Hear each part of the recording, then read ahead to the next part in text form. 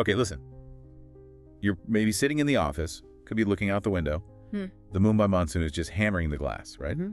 And suddenly, that vibration, your phone, salary credited. The best moment. It really is. That like 3-second rush where you feel financially whole, you know? Oh, I know it well, but I also know what comes next. Exactly, because What? the pings start almost immediately. Rent, auto debit, successful, credit card, EMI, processed. That Yeah. SIP you set up, scheduled, Yeah, by the time you finish that cutting chai, half of it's just vanished. gone.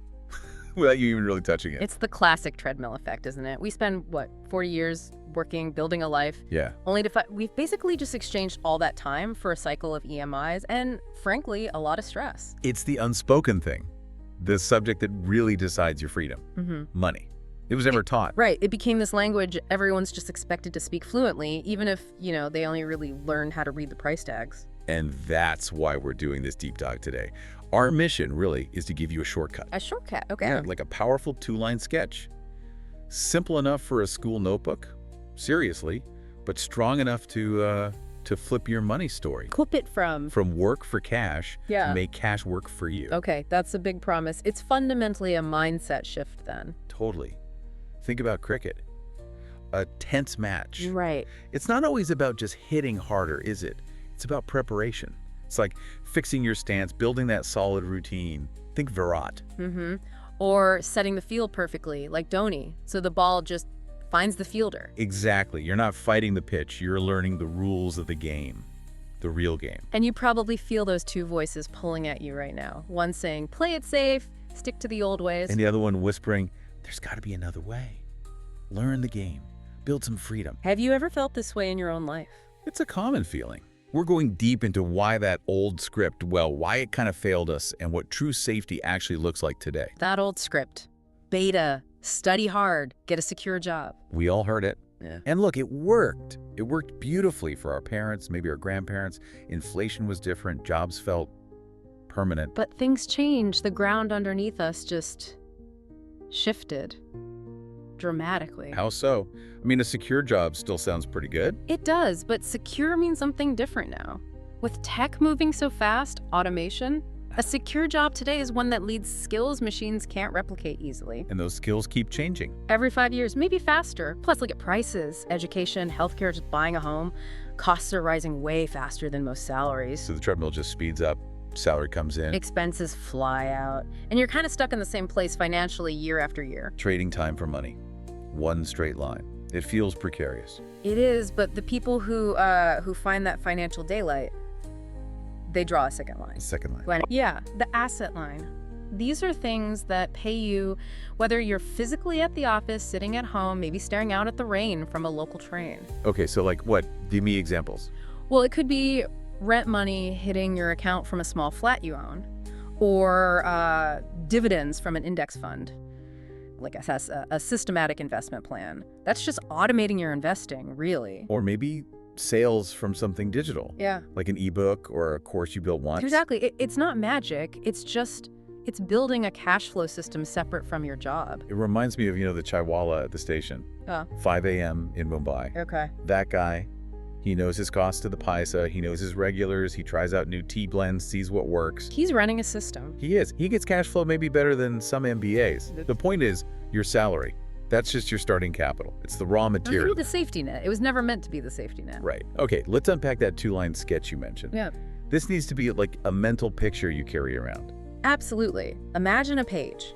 On the left side, you've got your income and your expenses. That's the flow, the money moving in and out. Got it. Inflow, outflow. But on the right side, that's the structure, assets and liabilities. And this is crucial. Assets put money into your pocket, liabilities pull money out, period. Simple definition. But let's nail it down with some, dizzy examples. Make it real. Okay, good idea. Think about gold, a classic Indian investment, right? Everyone has some gold. Right. Now, if you buy gold ETFs, those are exchange-traded funds as part of a diversified plan, okay, that can be an asset. It might grow, you can sell it easily. Okay, but what about like elaborate wedding jewelry? Well, emotionally valuable, no doubt. But from a pure cash flow angle, it often just sits in a locker. Maybe you pay for insurance on it. So it's actually costing you money to hold. In a way, yes. It behaves more like a liability. It absorbs cash flow, doesn't generate it. Okay, that's clear. What about the car trap? So many people fall into it. Oh, yeah. That brand new car, bought on a big EMI, maybe just for a short daily commute. It loses value the second you drive it off the lot. Exactly. Plus fuel, insurance, massive maintenance. It's just draining cash constantly. A total liability in most cases. What if? Could a vehicle be an asset? Well, let's tweak the example. Say you buy a reliable secondhand scooter. Not too expensive. Okay. And maybe you use it 3 weekends a month for, I don't know, some kind of delivery side hustle. And the money you make from that significantly covers its fuel and upkeep. Ah, so it's generating cash.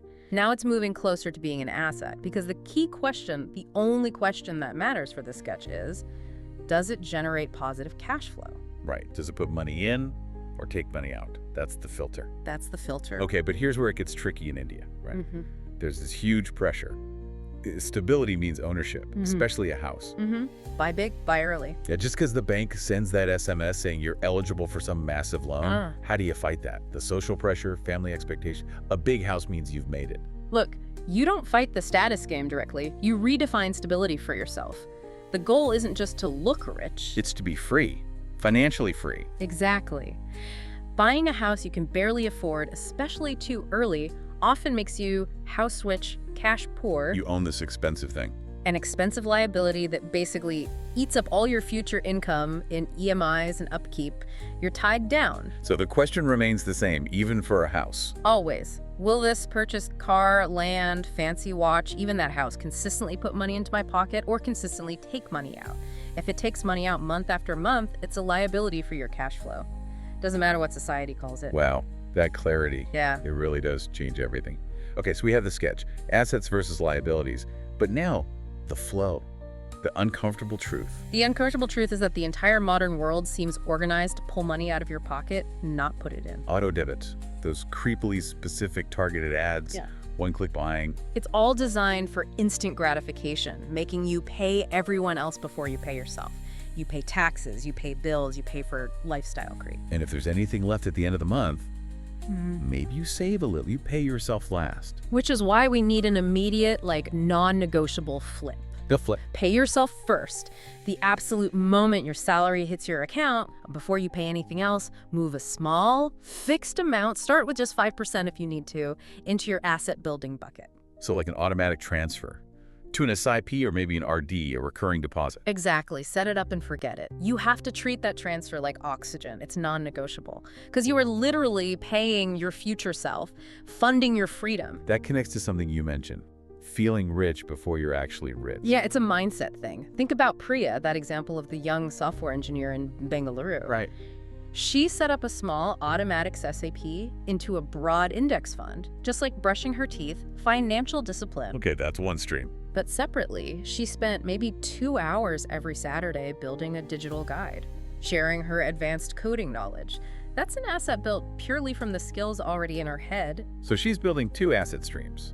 Neither depends on asking her boss for a raise. Precisely. And this brings us to structure. Yeah. Which is, well, it's vital but often overlooked. Structure, what do you mean? Most salaried folks, us included, often operate in this order. You earn, then you get taxed on that income, and then you spend what's left. Seems normal. It is. But people who successfully build assets or run businesses often flip that structure legally. They earn, then they spend on legitimate business needs or assets building their danfa, and then they get taxed on the profit that remains. Okay, wait. Can you explain that difference simply? Because that sounds huge. It is huge. Let's use a simple example. Buying a laptop. Okay. If you, as a salaried person, buy a laptop, you use money that's already been taxed, your post-tax income. All right. If I set up as, say, a sole proprietor of very simple business structure, buy that same laptop specifically for my work, like creating that digital course. Yeah. That laptop cost can often be counted as a business expense. It comes out before the profit is calculated. So I'm taxed only on the remaining profit. The government recognizes it as a cost of doing business. So understanding basic structures. Like sole proprietorship or maybe a small LLP, a limited liability partnership. It's just knowing the rules of the road. It's like being a smart gully cricket captain who knows exactly where the boundary lines are and uses them. Okay, that makes sense. And while you're maybe building these separate structures, what about the day job? Is it just a cage? No, not at all. You need to reframe it. Treat your current role not just as a place to earn a fixed salary, but as your dojo, your training ground. A training ground for what? For skills. The most valuable careers, long-term, are often built by choosing roles based on what you can learn. Think sales, negotiation, basic accounting, managing people. Not just what you can earn right now. Exactly. Think about Coley again. He didn't just practice his shots, he fundamentally rebuilt his fitness, his entire routine. You need those underlying meta skills in your personal asset column. They pay dividends forever. Okay, skills as assets. I like that. Now let's talk about inventing money. Sounds a bit magical. It does, but it's really just Jugad, you know? But leveled up, it's about seeing value, seeing a system where other people just see hassle or a problem. Okay, give me an example of this invented money. Right, remember that Chennai hostel student example? He noticed everyone ordering snacks individually online, paying crazy high delivery fees. Yeah, happens everywhere. His Jugad, his invention was simple. He talked to a local bakery, negotiated a single bulk order for the whole hostel wing every evening. He managed the distribution within the hostel. And added a small fee for his trouble. A small coordination fee, exactly. Everyone else paid less than before, saved hassle, the bakery got a bulk order, and he created a tiny, valuable cash flow system out of thin air. That's inventing money, finding a flow. So opportunities often hide inside complaints. Absolutely. Think about another one. The entrepreneur who saw how bad waterlogging gets in Bengaluru during the monsoon. Constant complaint, right? Especially for bikers. Yeah, dangerous too. So what did he do? He designed and created a brand of highly reflective, good quality raincoats specifically for two-wheeler riders. Solved a real local pain point. How did he fund it? Cleverly. He funded the first batch entirely through pre-orders, just using WhatsApp groups and maybe some social media. He built a brand asset by solving a complaint. Okay, so inventing money, building assets, it requires seeing things differently. But what stops us? What gets in the way? The inner game. You have to face the obstacles inside your own head. We sometimes call them the 5 bowlers. You have to consistently face down. Okay, like inner opponents. Who's the first bowler? The first, and maybe the biggest, is fear. Fear of losing money, fear of looking stupid, fear of starting too late. It paralyzes people. Makes sense. So what's the practical fix? If someone feels frozen by fear? You design experiments where failure is cheap. Really cheap. Don't try to launch a 5 lakh rupee business tomorrow. Start smaller. Much smaller. Start a 500 rupee SIP. See how it feels. Start a free WhatsApp newsletter sharing 5 tips about something you know well. If nobody reads it, what have you lost? Almost nothing. But you've gained data. Data beats fear. Data beats fear and dogma every single time. Small steps, cheap failures. Okay, bowler 2. Cynicism. That quick, sarcastic voice, the system's rigged. That'll never work for someone like me. It feels smart, but it's really just paralysis wearing a clever disguise. How do you counter that? Evidence. But not just looking at, Ambani or Adani. Forget the billionaires for a moment. Look for local role models. Right, ho. Like the tiffin service auntie in your neighborhood who started taking orders via WhatsApp and Google Pay. Or the CA student down the road who built a simple online tool to help friends calculate basic taxes and now charges a small fee. Small, local, real wins. Yes. That tangible, local evidence is way more powerful against cynicism than reading about some faraway unicorn startup. Got it. Bowler number 3. Laziness disguised as busyness. This one's sneaky. We confuse running around, being in meetings all day with actual progress. I'm too busy. I don't have time to think about assets. I think we all feel that one sometimes. The fix. Rhythm. Think about the Mumbai Dabbawalas. They have an incredible, complex system, but it works because of rhythm, consistency. So apply that rhythm to asset building. Exactly. The 20-minute rule. Dedicate just 20 minutes every single day, non-negotiably, to your asset column. Doesn't matter what it is. Draft 1 paragraph of that digital guide. Read 1 article about index funds. Research 1 accounting term. Small daily actions. Rhythm always beats sporadic sprinting in finance. Consistency compounds. Okay, 2 bowlers left. Bad habits and arrogance. Bad habits like impulse spending online or always putting things off, they're tough. The fix here is structure. Structure over willpower. Absolutely. Automate your investments first before you can spend the money. Set up systems, Structure beats relying on self-control, especially when you're tired or stressed. On the last one, arrogance. Yeah, thinking you already know it all. Look, the financial world is complex, it's always changing. The most profitable question you can ever ask is, sorry, can you explain that to me simply like I'm 5? Humility leads to learning. Humility leads to clarity. And clarity ultimately leads to better cash flow. Don't let ego block your education. Okay, so we face the boulders, we have the sketch. Let's bring it all together. Closing the loop. Back to that moment salary pings. And then instantly drains. Remember the 2 lines. For most people, money flows from income straight across to expenses. Maybe a little bit to liabilities like EMIs. They stay dependent on that next paycheck. Stuck on the treadmill. But for the builder, the person applying this, the core cash flow flip happens. Income flows immediately first into the asset column, non-negotiable. Pay yourself first. Pay yourself first. Then, over time, those assets start generating their own passive income. That income flows back into the income column. And slowly that second income stream grows. Exactly. And eventually, your job, your main salary, it becomes a choice, not a cage you're trapped in just to pay the bills. That's the freedom. That's powerful.